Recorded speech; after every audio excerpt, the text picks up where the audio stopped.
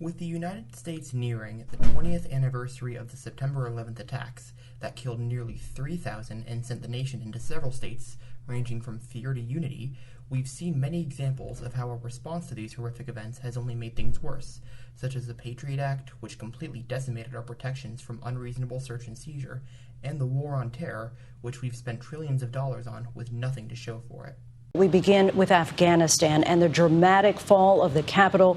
Just today, President Biden sending more troops, a total of 6,000 now, to speed up the emergency evacuation of embassy staff and some Afghans who helped the U.S., such as interpreters and their families. I've already touched on these examples in some of my past videos, so I want to focus on something a little bit different with regards to the attacks. This is how American imperialism led to 9/11. We can get to the base of the World Trade Center. You can see the firemen assembled here, the police officers, FBI agents, and you can see the two towers. A huge explosion now raining debris on all of us. We better get out of the way! First things first, how can we prove that these factors I'm about to outline were causes, direct or indirect, of the terrorist attacks on September 11th, 2001? Well, perhaps our best source is the mastermind behind Al-Qaeda and the attacks himself, Osama bin Laden. For the sake of this video, we'll be primarily looking at his 2004 address to the American people, in which he admits to orchestrating the attacks and gives his reasons as to why. One of his and Al-Qaeda's motives for the attacks is the U.S. and its coalition's invasion of Iraq and the Gulf War, referring to the sanctions against Iraq that were passed by the UN immediately after the invasion. He called, quote, the oppressing and embargoing to death of millions as Bush Sr. did in Iraq, the greatest mass slaughter of children mankind has ever known. How ironic. The Gulf War, also known as the First Iraq War, similarly to the Second Iraq War, was largely based on lies. In October 1990, a woman named Naira testified to the Congressional Human Rights Caucus, alleging that she was a hospital volunteer who saw Iraqi troops rip babies from incubators to die. Chairman and members of the committee, my name is Naira, and I just came out of Kuwait. My sister, with my 5-day-old nephew, traveled across the desert to safety. There was no milk available for the baby in Kuwait. They barely escaped when their car was stuck in the desert sand, and help came from Saudi Arabia. I stayed behind and wanted to do something for my country. The second week after an invasion, I volunteered at the Al-Adan hospital with 12 other women who wanted to help as well. I was the youngest volunteer.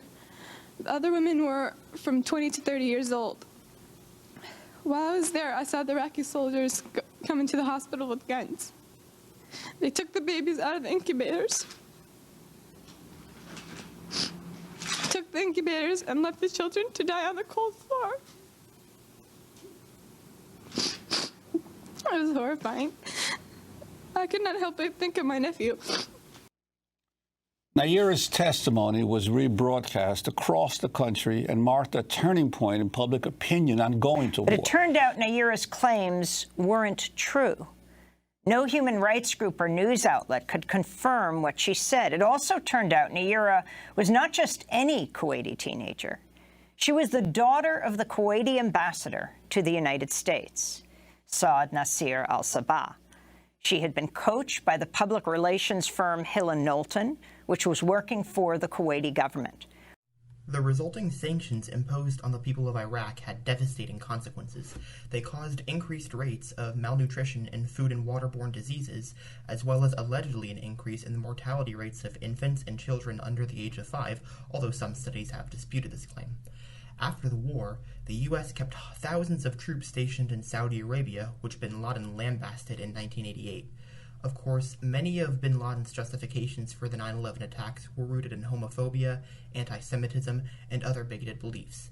And it should be clarified that I am in no way supporting the actions of him and Al-Qaeda, nor am I saying that Americans deserve to experience the horrors of that day.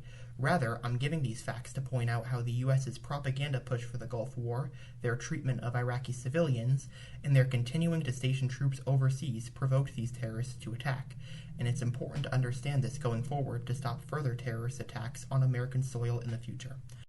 Unfortunately, however, the wrong lessons seemed to have been learned from these attacks. The U.S. continues to offensively invade other countries to this day, and our second invasion of Iraq helped give rise to ISIS, an offshoot of Al-Qaeda. Additionally, the Patriot Act, on top of decimating American civil liberties, has been wildly ineffective at stopping terrorist attacks.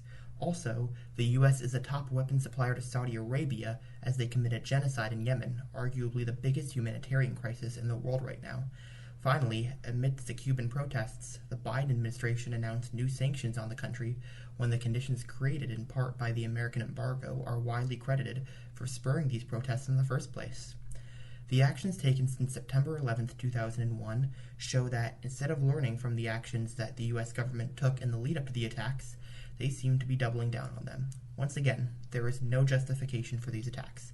That said, the first step towards preventing these attacks in the future is not to act on impulse, such as launching offensive invasions overseas or dismantling constitutional protections in the name of national security, but rather to understand the actions of the government that brought us to that moment.